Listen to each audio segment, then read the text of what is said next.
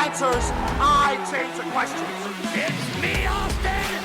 Who are you to doubt El Dandy? Because this guy's a serious professional. Brett screwed Brett. Yeah! Can he do it? Cover! Oh, and a kick out! Unbelievable! Promotional consideration paid for by the following.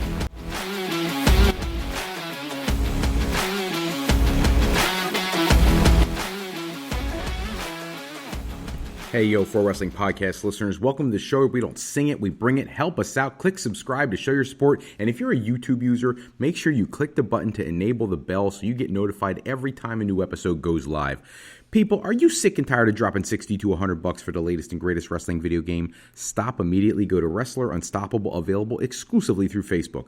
Create a wrestler, sign contracts, get into storylines, headline pay-per-views, even build your own corporation, all included in Wrestler Unstoppable, available now to all Facebook users totally free. If you want to become a member of the Pro Wrestling Podcast family, you want your name in the shout-outs like my good buddy John down in Texas. John, always love to give you that shout-out. Shoot us up, hit us up on patreon.com/Pro Wrestling Podcast. Sign up today. If you're a $15 a month contributor, I'll co-host a live show with you. $7.50 a month contributors also entered into a drawing to do the same. Hello, everybody. Welcome to this episode of the Pro Wrestling Podcast. If you've got questions, comments, concerns, something you want us to touch on in the future show, give us a shout. Pro Wrestling Sound Off Line 267-642-1160, and let us know there. We'll get into that in a future episode. So, lots of things in the news this week. We're going to jump right in because we have a lot to cover.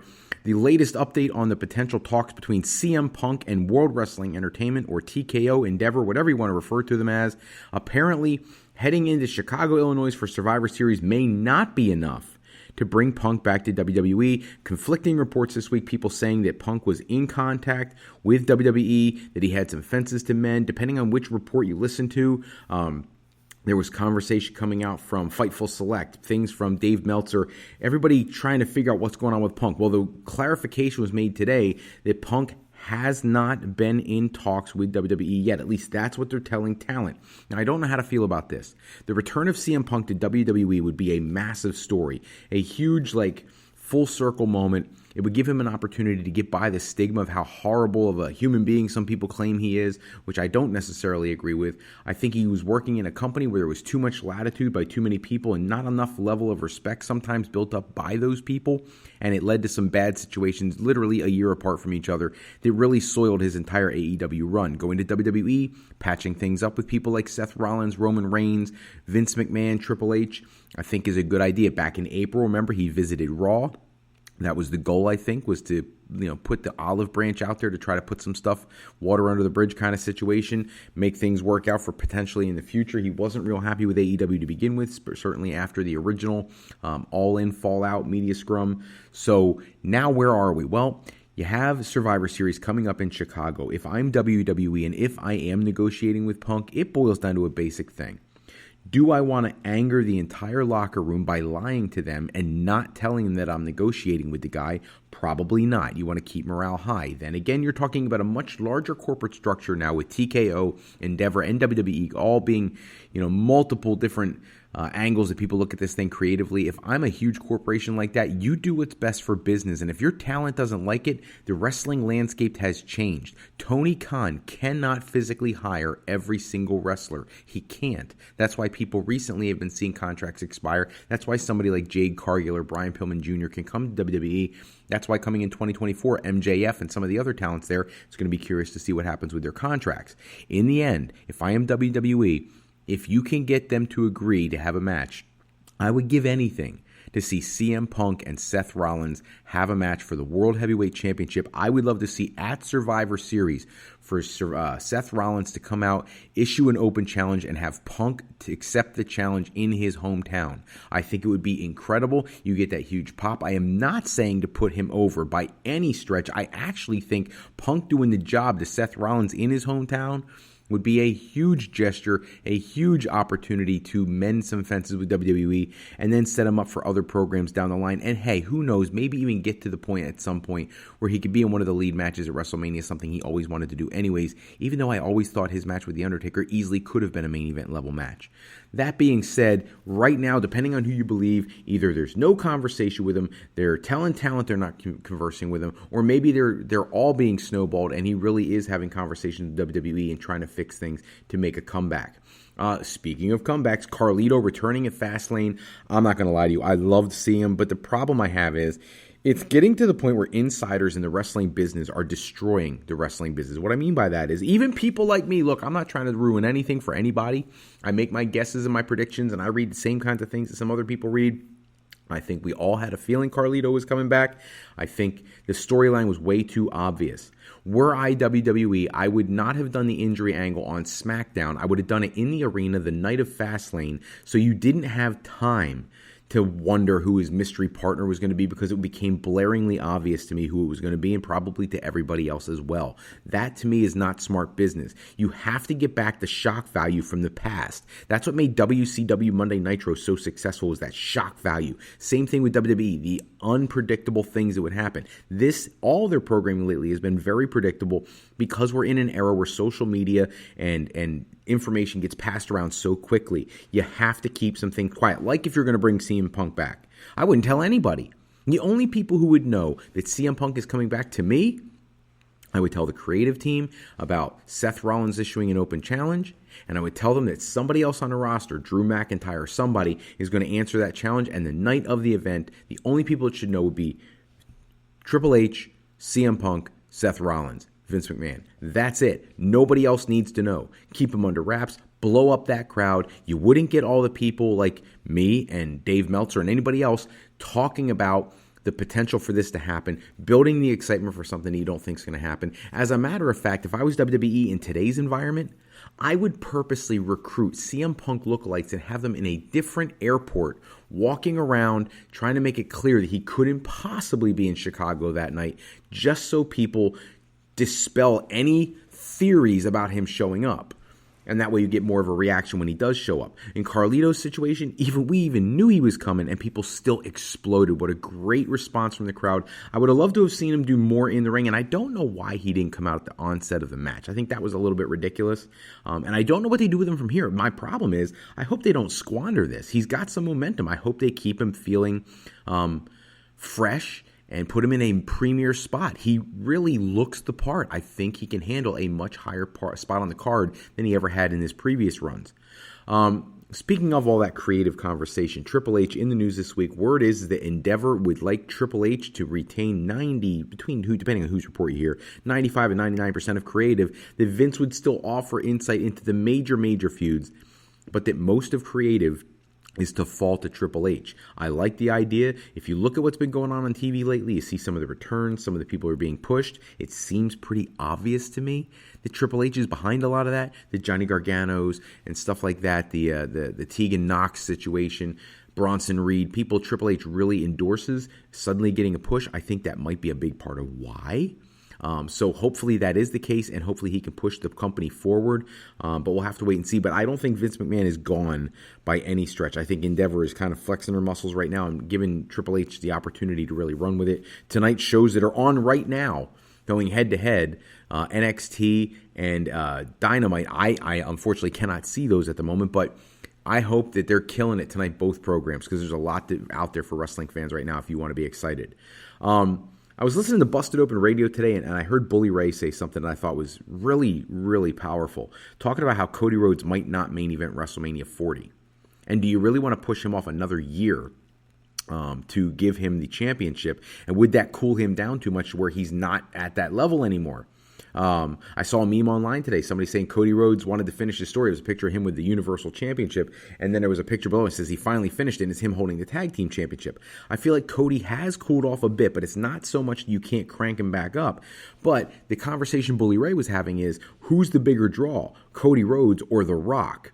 And I don't think that they're keen on the idea of doing two matches, even though, to me, I would do Roman and The Rock night 1 and Cody and Roman night 2. That's just what I would do, because you're going to have Roman go over The Rock, which in my opinion, my estimation, increases Roman's value for Cody to win the next night.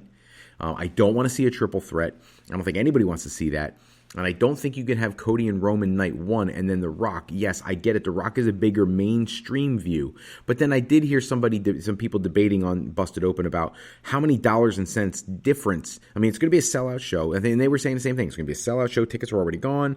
You know, how much more money could you possibly make by putting The Rock in that scenario over Cody Rhodes? I don't know that it's hugely different. Maybe some more mainstream people tune in. I don't think it's massively different. I would do Rock and Roman on night 1, Cody Roman night 2. That's what I would do. And in night 1, Cody would have to face somebody else, almost like the Owen Hart, Lex Luger, Yokozuna triad that was going on at WrestleMania 10, where Bret Hart had to wrestle Owen Hart, and it was like almost like a, you know, he had to do that so that he could be worn down just as much as Lex Luger going against Yokozuna. And then the winner of the Luger-Yokozuna match went against Bret Hart later in the night. They both had 2 matches. Then they had a final match. I think that's the way they should do it for Cody. Who does he go against? Not sure. Maybe Gunther. Maybe somebody else that you build up. I really want to see Gunther take on Brock, so I hope that's not what they do. But we'll have to see. There's a lot of ways you can spin that, but right now, Bully Ray questioning whether or not Rhodes is somebody who should be main eventing. I got to be honest. I love that he and Jay got to wrestle Kevin Owens and Sami Zayn on Raw last night. I love that. I don't love that they took the championship. I would not have cooled off Judgment Day that fast. But if they're going to win the championship, putting them right into that match with Owens and Zayn on free TV on Raw is a great idea, great move, because you can get that out of the way and now you can focus on Survivor Series. We also have Crown Jewel coming up. Not sure what they're going to do with that. Rumor was John Cena versus Roman. Don't know if that's going to happen anymore. There's a report out today that may not be the case. But I do like to see some of these big-time matches. It's almost like they're trying to compete with AEW match for match in terms of quality, and I appreciate that. I mean, heck, last night they talked about Drew McIntyre challenging Seth Rollins for the World Heavyweight Championship at Crown Jewel. I'm okay with that. I love that idea. The only concern I have is I actually think McIntyre deserves a championship, a run with the championship, and I don't think he's the one to beat Seth Rollins. If you're going to do CM Punk, I think you save it for CM Punk. I actually thought Seth Rollins should have lost to Nakamura. I would have been much more invested in that. You could have transitioned the belt to Drew McIntyre easier that way. Nakamura gets the kudos on his resume. McIntyre gets another run. Rollins wins it back later from McIntyre. And then you get head into WrestleMania season whatever way you want. But I do like that they did the whole McIntyre not doing it shady, you know, because he's still like, he's almost like a tweener right now, heel and babyface.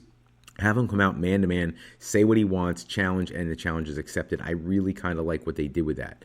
Switching gears just a little bit, going over to AEW. Little concerned about FTR. There was some concern this week about whether they were leaving the company. That's not the thing. They posted on X about saying that they were top guys out. That's just a line they use all the time. They're signed long-term till 2027 with AEW, but they did lose the Tag Team Championship because there's an injury, and unfortunately, that made it so they had to take the belts off of FTR. Put them on Big Bill and Ricky Starks. I still can't stand saying Big Bill. Couldn't they have come up with something better? Starks getting an opportunity to have some championships.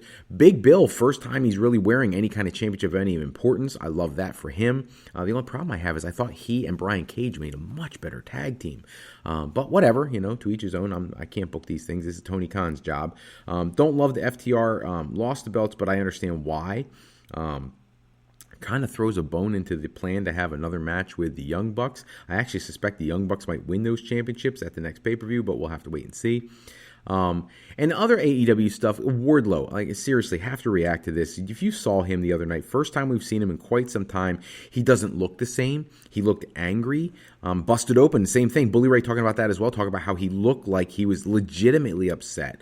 He did not look happy.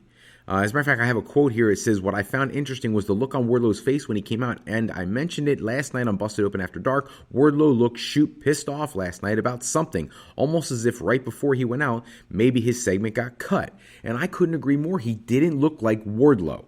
He looked like an angry rookie, and I don't like that. And it's a squash match. He's out there for 30 seconds. We haven't seen him in 3 months. I didn't like the booking. And how do you recuperate this guy? I mean, do you get a little bit from the squash? Yeah, I guess. But there's so much more that could be told there. I think they really messed it up with Wardlow. He was hotter than hot a year ago. Now he has cooled off completely. And now you got other people in the company who are white lightning hot. Christian Cage doing some of the best work of his career. Bryan Danielson, people like that. Ricky Starks. So now where does Wardlow even fit into the championship picture with MJF? I think that is totally gone at this point. It's almost like starting him all over again. Got to hit on a couple other things outside of WWE, even though kind of along the lines of WWE, Matt Riddle recently released the conversation is about having a fight with Jake Paul. Don't know how I feel about that. Wrestling Observer talked about representatives for Jake Paul and Matt Riddle are in preliminary conversations for some type of exhibition fight between the two. I'd be open to it. Why not? Riddle can't negotiate a professional wrestling contract until I think it's mid to late December. But combat sports is different. So there's other wrestling companies who want him. I think he'd be just fine in AEW, especially since I think they're more lackadaisical about things. I think he would get along just fine there, but definitely something to keep an eye on. And the last thing for tonight, Wrestle Kingdom 18. If you've never watched Wrestle Kingdom, you are missing out. It's a great show every single year, and the main event is now locked in, and there's some backstory there. Sonata, the current IWGP World Heavyweight Championship, just retained his championship against his former tag team partner Evil, and now the match is set for Wrestle Kingdom 18, where he will be challenged by his former faction leader Tetsuya Naito. If you've never seen Naito wrestle or Sonata, again, you're missing out. January 4th, 2024, IWGP Heavyweight Championship. Naito challenges Sonata, and that is going to be the headline match, and I think that is one of the best matches you could possibly ask for at Wrestle Kingdom. I'm very excited to see what happens with all that. That's all the time we have for this episode. Check back with us next episode. We'll run down the latest wrestling news and rumors. Special thanks as always goes out to bensound.com and purpleplanet.com for producing any music or sound effects we use in our shows. Today's show is sponsored in part by Beazle Games. Bring a new friend to family game night. It's easy with sketchy people. Showcase your artistic side in this game from Beazle Games by going to thegamecrafter.com and grabbing your copy today. If you're looking for your next career move, you're considering college, university life, or you just need some formal training for your next career decision, go to our website at frolifeplanning.com for all your higher education needs, as Fro Life Educational Planning is for today, for tomorrow, and for life with Fro Life. I'm Fred Froelich, better known as Dr. Fro. I want to thank you for taking a few moments with us today. And until next time, take care, everybody. Have a great night.